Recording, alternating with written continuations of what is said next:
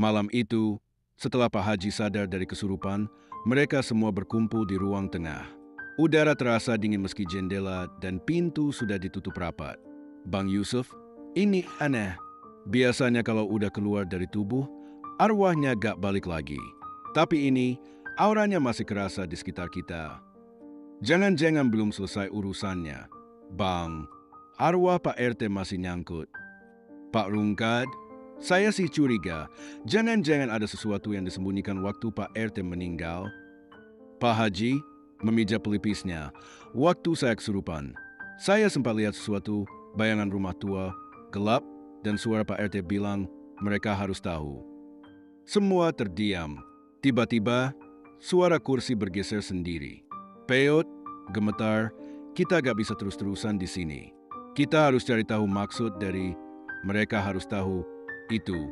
Mungkin ada sesuatu yang belum terungkap waktu Pak RT meninggal. Bang Yusuf akhirnya mengusulkan untuk mendatangi polisi untuk menyelidiki kematian Pak RT. Malam itu juga, mereka berangkat. Pak Rungkad. Bang Yusuf berbisik, ayo kita masuk. Tapi, mereka perlahan-lahan melangkah masuk. Begitu sampai di ruang tengah, mereka semua terpaku. Akhirnya polisi pun datang ke rumah Dewi untuk menyelidiki lebih dalam kematian RT. Namun, ketika polisi tiba di rumah Dewi, suasana justru menjadi semakin tegang. Pak Haji berdiri di pojok ruangan, tangannya masih gemetar. Polisi membuka buku catatan kecilnya. Siapa yang pertama kali melihat jasad Pak RT waktu itu? Dewi menjawab pelan, saya Pak. Waktu itu saya dengar suara pintu depan terbuka sendiri, dan pas saya keluar, Pak RT sudah tergeletak di beranda. Matanya terbuka, tapi seperti melihat ke arah atap. Salah satu polisi, Bribka Yanto, memeriksa sekeliling ruang tengah. Pandangannya berhenti pada sebuah lukisan tua di dinding yang terlihat agak miring. Ia merapikannya, dan saat itulah terdengar bunyi klik, seperti tuas kecil tertarik. Dinding di balik lukisan bergeser perlahan, memperlihatkan ruang rahasia sempit yang tak pernah diketahui siapapun sebelumnya. Semua menahan napas. Pak Rungkad mendekat, menyalakan senter dari HP-nya.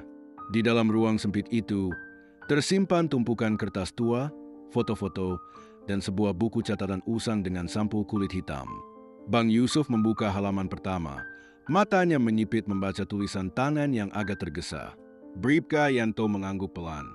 Kalau ini benar, berarti ada sesuatu yang lebih besar. Dan mungkin, kematian Pak RT harus diselidiki lebih dalam. Dewi pun gemetar, tubuhnya lemas, Topan pun bingung. Lanjutan alur cerita. Bribka Yanto mengambil buku catatan itu dengan hati-hati. Ia menyarankan agar mereka semua tidak menyentuh apapun sampai tim forensik datang. Tapi rasa penasaran lebih kuat dari rasa takut. Pak Haji dengan suara serak berkata, saya kenal tulisan ini tulisan Pak RT. Tapi ada juga tulisan lain yang seperti menimpali di bagian bawahnya. Bang Yusuf membaca cepat, lalu terdiam. Ini bukan cuma catatan harian. Ini semacam pengakuan dan peringatan. Topan bingung, peringatan apa, Bang? Bang Yusuf, pelan, ada nama-nama warga, termasuk kita semua. Dan kalimat terakhir sebelum halaman robek. Jika aku mati sebelum mereka tahu, artinya seseorang di antara mereka masih hidup dalam kebohongan. Semua saling pandang. Ketegangan makin terasa. Bribka Yanto, serius, kalau begitu, ini bisa jadi bukti. Pak RT mungkin dibunuh karena tahu sesuatu. Saat itu juga, dari ruang belakang terdengar suara jatuh, seperti benda berat terlempar ke lantai. Polisi segera mengangkat pistol dan menyuruh semua mundur. Mereka bergegas menuju sumber suara. Di dapur, mereka menemukan jendela terbuka dan angin malam masuk dengan kencang. Tapi yang mengejutkan, di lantai ada jejak kaki berlumpur menuju ke dalam rumah, bukan keluar. Pak Rungkad berbisik, ada yang baru saja masuk. Dewi menggigil, tapi semua pintu terkunci. Bang Yusuf menyenter ke arah langit-langit. Samar-samar, terlihat bekas tangan seperti menyeret diri di plafon kayu yang berdebu. Bribka Yanto, tegas, semua tetap di ruang tengah. Saya minta tim cadangan segera datang. Kita gak cuma berurusan sama kasus kematian sekarang. Mungkin ada orang hidup yang ngumpet atau sesuatu yang lebih gelap. Lalu, perlahan, Pak Haji kembali memegangi kepalanya. Matanya memutih lagi. Suara berak keluar dari mulutnya. Kalian sudah buka jalannya, tapi belum siap untuk apa yang akan keluar. Lampu rumah mendadak padam. Suara-suara bisikan mulai terdengar dari arah ruang rahasia. Situasi dalam cerita ini sangat tegang dan kompleks. Beberapa hal penting bisa dilihat dari sudut pandang naratif. Satu, suasana mistis dan misteri terbangun kuat. Unsur gaib, kesurupan, bisikan, suara aneh, dan penampakan bercampur dengan misteri kriminal, kematian Pak RT, catatan rahasia, ruang tersembunyi, membuat suasana jadi semakin mencekam. Penemuan ruang rahasia dan catatan Pak RT memberi tunjuk bahwa ada rahasia besar yang coba disembunyikan selama ini. 2. Kematian Pak RT mungkin pembunuhan. Kalimat terakhir di catatan, seseorang di antara mereka masih hidup dalam kebohongan, menandakan bahwa pelaku mungkin berasal dari lingkaran dalam. Artinya, pembunuhan Pak RT bukan karena hal gaib semata, tapi ada unsur manusia, motif yang lebih membumi. 3. Campur tangan gaib versus fakta dunia nyata.